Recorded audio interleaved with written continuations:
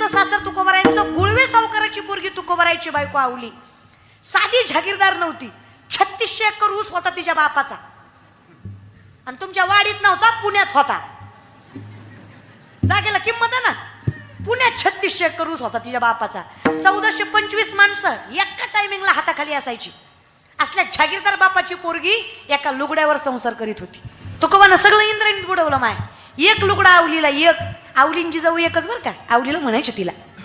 लोक म्हणतात फटकळ आहे, पण तिच्यासारखी बायको नाही माय. अगं तुकोबाला भाकरी दिल्याशिवाय कधी भाकरी खाल्ली नाही. एका लुगड्यावर संसार केला तुकोबानं. एका धोत्रावरच केला. धोत्र फाटलं तुकोबायचं 3 गाठी मारायची, खालनं 2 पळसाची पानं लावायची. अगं किती किती दानाची भूमिका. संत कोणाला म्हणतात, नाय कोणाला म्हणतात विचार करा. अहो कणगीत आंघोळ करायची तुकोबाची बायको आवली. कणिक कळती ना आपली, धान्य ठेवायची. त्या कणगीत आंघोळ करायची का तर घर एवढं मोठं नव्हतं माय. बाथरूम बांधावी एवढी ऐपत नव्हती. पहिल्या आंघोळी शिळेवर केल्या जायच्या दगडाच्या. पुरुषांना कराव्या, बायका घरी एवढं चांगलं नाही. सगळ्या घराला इकडून तिकडून ये पडलेली. त्या कणगीत आंघोळ करायची ती आवली. आणि त्या कणगीत आंघोळ करताना तेवढंच एक लुगडं आंघोळ हुस्तर वाळू घालायची कणगीवर.